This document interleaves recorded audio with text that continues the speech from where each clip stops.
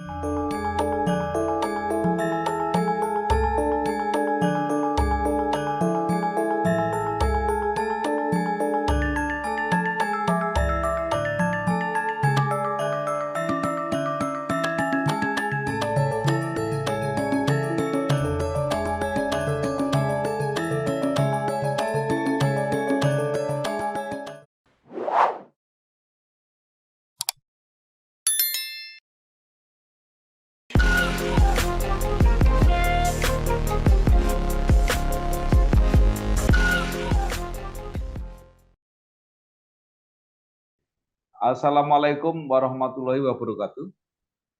Waalaikumsalam warahmatullahi wabarakatuh. Bersama saya Bambang Sadono di kanal Inspirasi Jawa Tengah. Mudah-mudahan kanal ini selalu bisa memberi inspirasi, motivasi, dan edukasi. Kami sedang mempersiapkan beberapa video wawancara untuk memantau dinamika pilkada serentak, termasuk pemilihan bupati dan wakil bupati Kabupaten Jepara periode 2024-2029. Saat ini saya sudah bersama dengan salah seorang tokoh Jepara. Jadi beliau adalah Bapak Muhammad Ibnu Hajar.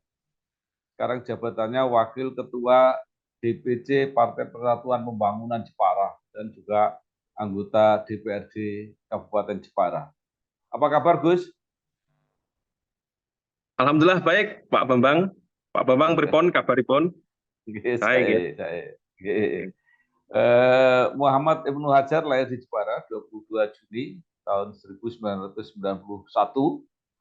menamatkan pendidikan di Pondok Pesantren Al-Anwar, Sarang Rembang, kemudian terjun di bidang politik, bergabung dengan P3, saat ini menjadi Wakil Ketua DPC PPP Kabupaten Jepara dan juga anggota DPRD Kabupaten Jepara.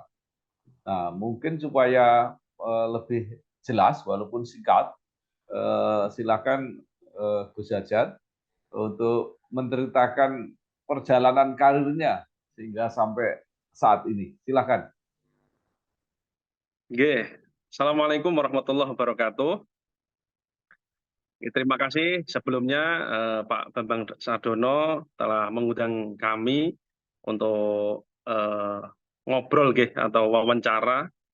Aslinya ini saya pakewoh Pak, karena di depan saya ini adalah politikus senior, kalau saya ini kan masih pemula Pak Bambang. Terus jadi saya ini banyak belajar. Nanti kalau ada salah kata maupun nanti yang saya sampaikan ada yang kurang, mohon dimaafkan dan dimaklumi. Jadi memang latar belakang saya ini adalah seorang santri, Pak. Jadi saya ini seorang santri, nasibnya masuk ke dunia politik. Jadi saya itu 7 tahun nyantri di pondoknya Mbah Maimun di Al-Anwar Sarang Rembang, mulai dari 2006 sampai 2013. Setelah itu 2013 saya pulang ke rumah, kembali ke rumah, dan mengabdi di yayasannya Bapak, Yayasan Fathun Nafis. Sampai sekarang, cuma setelah tahun 2013 sampai 2016, 2016 saya memulai karir politik saya, Pak. Jadi 2016 saya itu diangkat menjadi Ketua PAC P3 Kecamatan Bangsri mulai 2016 sebagai Ketua PAC P3 Kecamatan Bangsri. Karena saya domisilinya di Desa Bangsri, Pak. Jadi saya ditunjuk sebagai Ketua PAC P3 Kecamatan Bangsri. Setelah itu pada tahun 2019 saya mengikuti konsultasi Pileg 2019. Ya, alhamdulillah dipilih menjadi anggota DPR. Terus kemarin baru saja juga ikut konsultasi Pileg 2024 dan alhamdulillah terpilih kembali. Itu perjalanan singkat saya, Pak, karir politik saya. Jadi memang saya ini masih pemula dan saya ditunjuk itu menjadi Wakil Ketua DPC P3 Kabupaten Jepara, membidangi kaderisasi itu pada tahun 2021. Jadi saya 5 tahun menjadi Ketua PAC, setelah itu diangkat menjadi Wakil Ketua, diamanai menjadi Wakil Ketua DPC P3 Kabupaten Jepara, bidang kaderisasi. Itu Pak, profil singkat.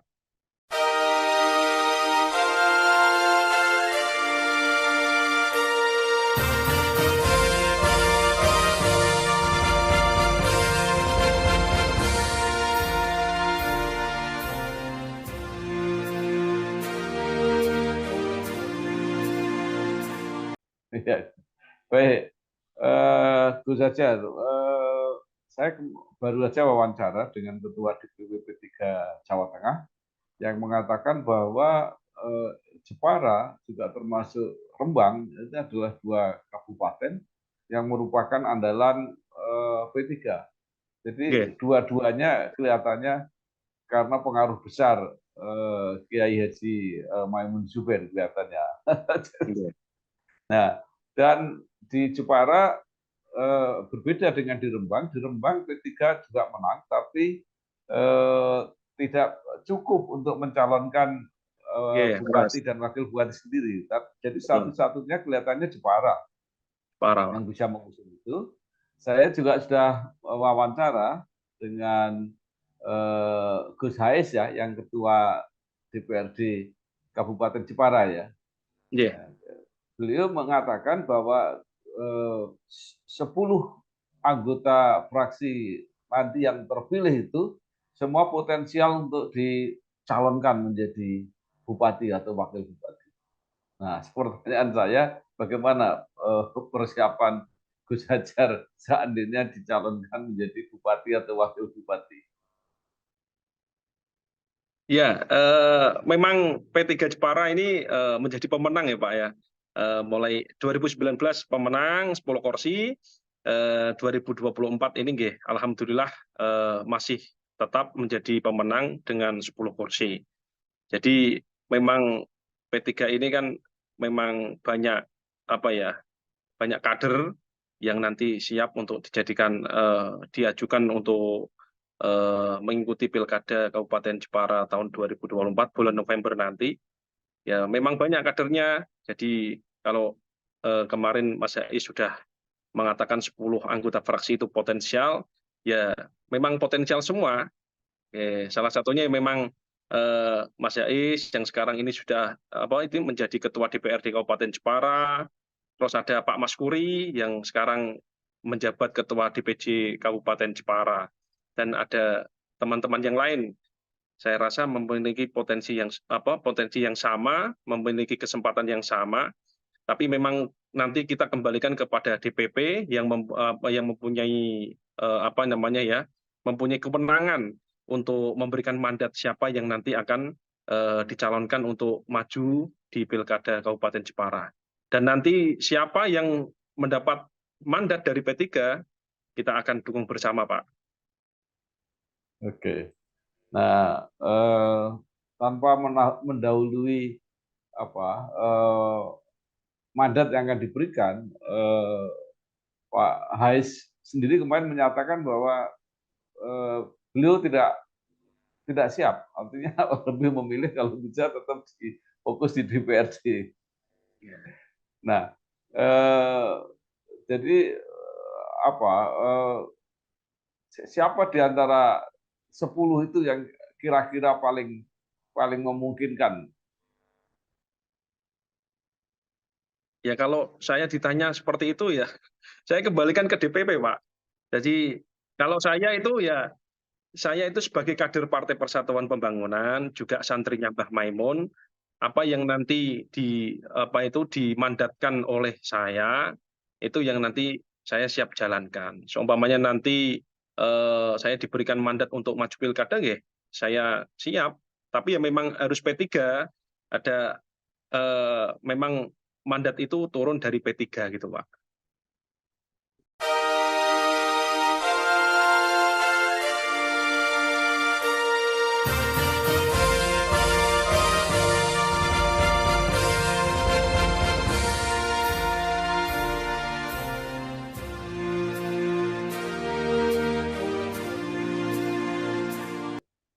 Nah, di satu sisi P3 pemenang dan bisa mengusung sendiri, pasti Ya.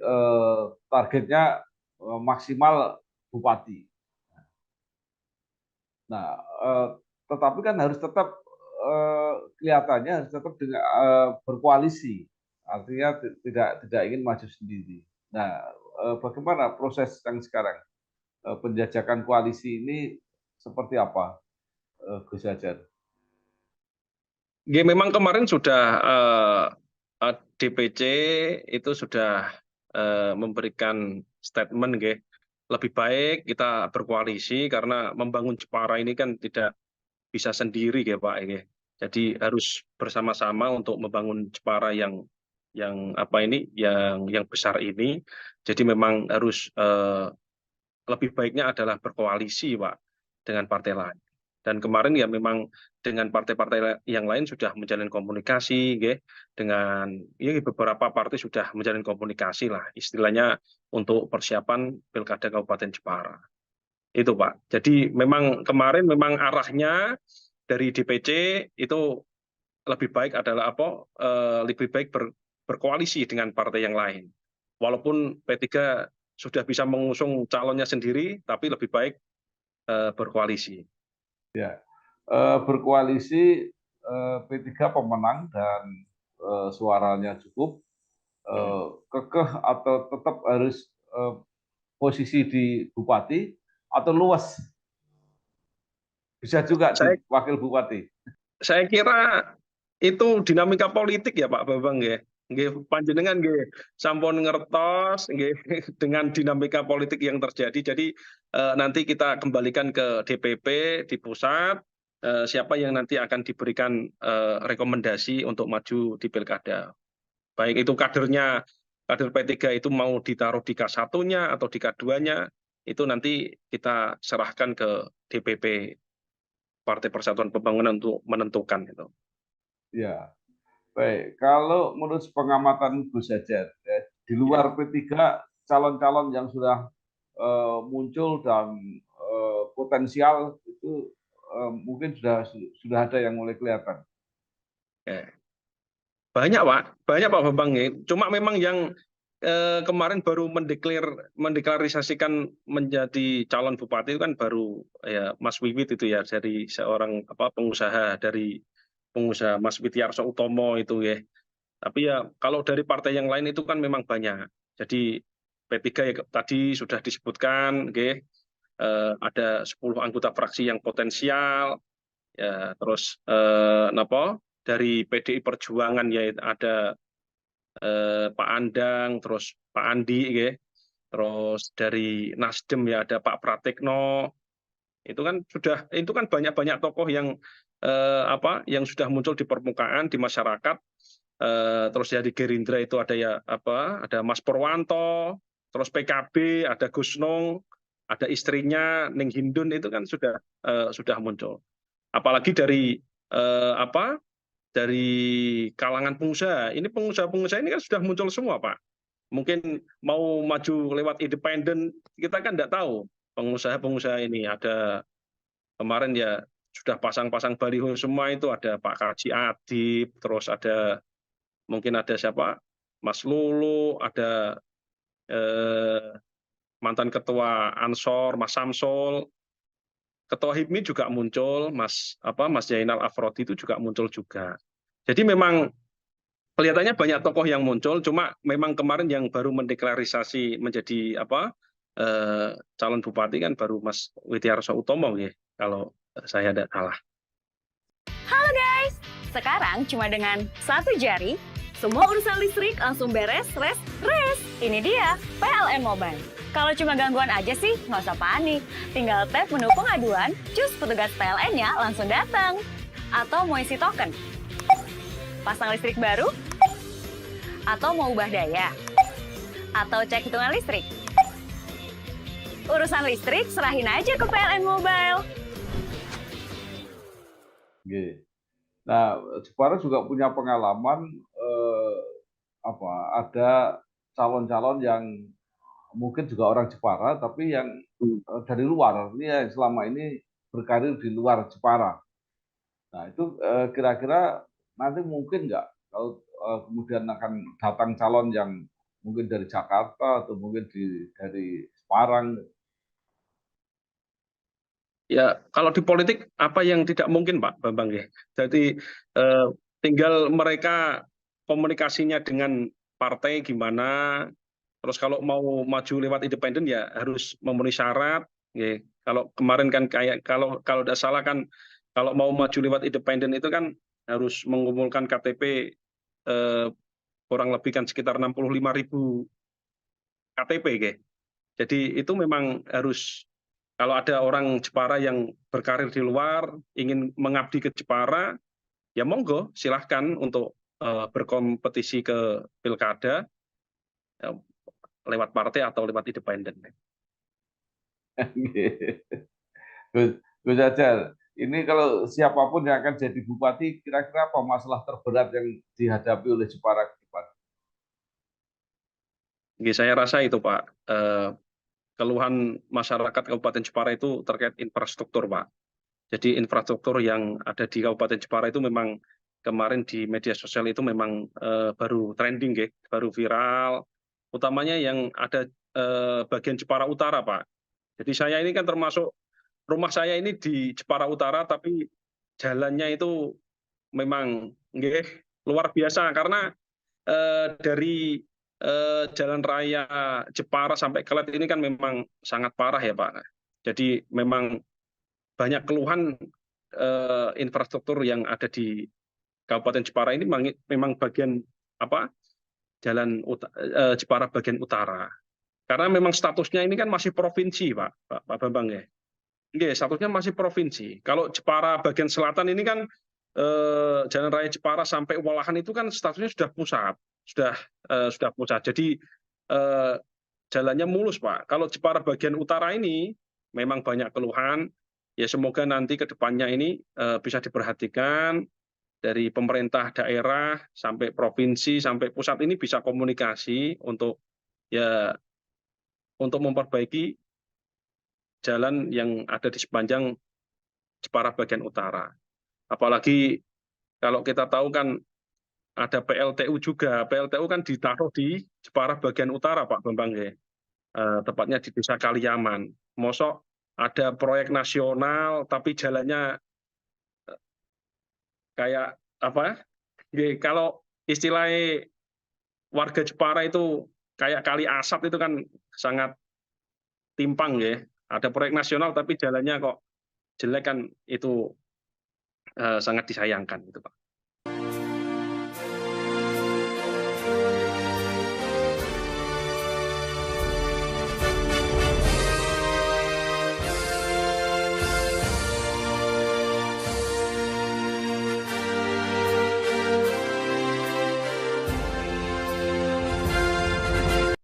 Ya, justru itu juga yang akan saya tanyakan karena utara itu kan jalur perekonomian kalau tidak salah ya. Jadi Iya, betul, Pak. yang nanti tembus sampai ke Juwana kalau nggak salah itu ya. Leres. Nah, Betul. itu yang proyek PLTU itu apakah tidak punya pengaruh terhadap baik kondisi infrastruktur maupun pengaruh terhadap income masyarakat dan sebagainya.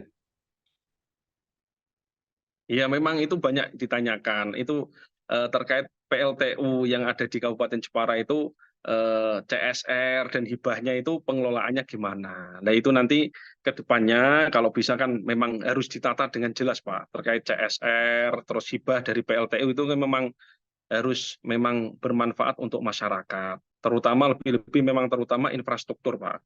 Jadi masa Jepara Utara ini dilewati truk besar-besar tapi jalannya tidak mendapat perhatian dari tingkat nasional kan ya sangat disayangkan juga Pak. Jadi memang jangan sampai ada ketimpangan. Jepara Selatan ini statusnya sudah pusat, sudah jalannya sudah tanggungan pusat, tapi Jepara yang bagian utara yang di situ ada PLTU-nya itu malah statusnya masih provinsi. Itu kan memang sangat disayangkan.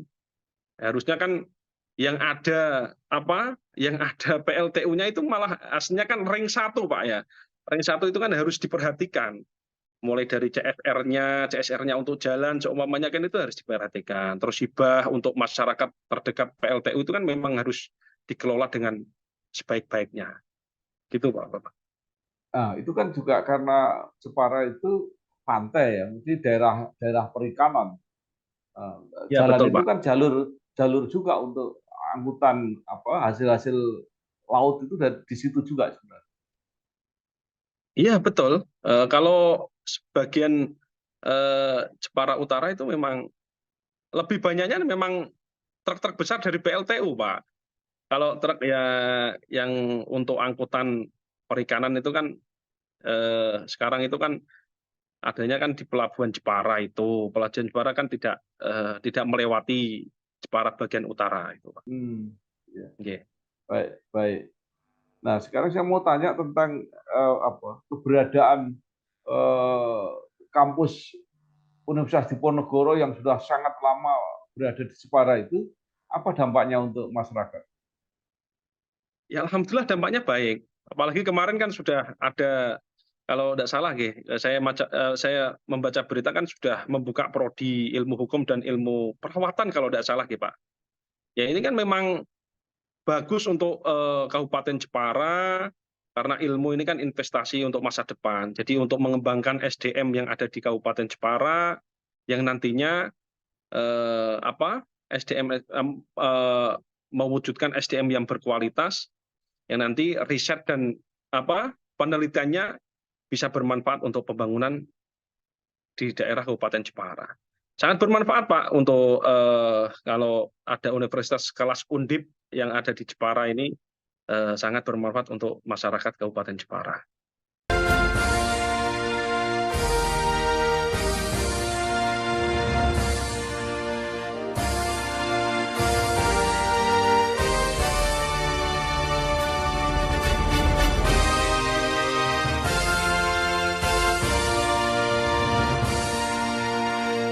Ya. Itu berada dalam satu komplek dengan laboratorium perikanan itu ya, kalau nggak salah. Ada di Teluk Awor Pak. Ya. Ya, ada di Teluk Awor. Ya. Kalau tidak salah di situ juga ada pendidikan untuk kedokteran kemasyarakatan kalau nggak salah. Iya, itu tadi ilmu perawatan kalau tidak salah ya Pak. Iya, kemarin diluncurkan baru kalau kelihatannya prodi ilmu hukum dan ilmu perawatan kalau tidak salah ya. Iya. Baik. Nah, terakhir Gus Jajar, mungkin ada yang ingin disampaikan harapan kepada masyarakat Jepara bagaimana menghadapi pilkada ini nanti karena banyak yang mengeluhkan ketika pengalaman pileg yang kemarin itu pengaruh money politik dan sebagainya itu sangat besar. Nah, apakah itu nanti juga akan terjadi pada waktu pilihan bupati? Ya, intinya memang kami berharap masyarakat lebih bisa menilai dengan sebaik-baiknya siapa nanti yang akan berkompetisi di pilkada Kabupaten Jepara. Tapi memang money politik itu memang sangat sulit dihindari karena memang memang seperti itu yang sudah berjalan gitu nggih Pak. Kalau tapi ya memang kalau bisa memang kita harus mencari pemimpin yang memang menawarkan visi misi yang terbaik untuk Kabupaten Jepara. Jadi yang bisa mensejahterakan rakyat Kabupaten Jepara itu yang nanti diharapkan untuk bisa dipilih dan memimpin Kabupaten Jepara untuk periode tahun 2024-2029. Itu Pak Bambang. Baik, terima kasih sekali Bapak Muhammad Ibnu Hajar, Wakil Mas Ketua Mawon Pak, DPC. masih muda Iya, ini. masih muda, Gus Hajar. Jadi Wakil Ketua DPC PPP, Partai Persatuan Pembangunan Kabupaten Jepara, dan anggota DPRD Kabupaten Jepara. Mudah-mudahan apa yang disampaikan tadi memberi tambahan informasi, motivasi kepada masyarakat untuk memilih, menemukan pemimpin yang benar-benar amanah dan bisa menjawab persoalan-persoalan yang ada di Kabupaten Jepara. Sekali lagi terima kasih, sukses selalu. Matur suwun Pak Bambang, sehat selalu. Wassalamualaikum warahmatullahi wabarakatuh. Waalaikumsalam warahmatullahi wabarakatuh.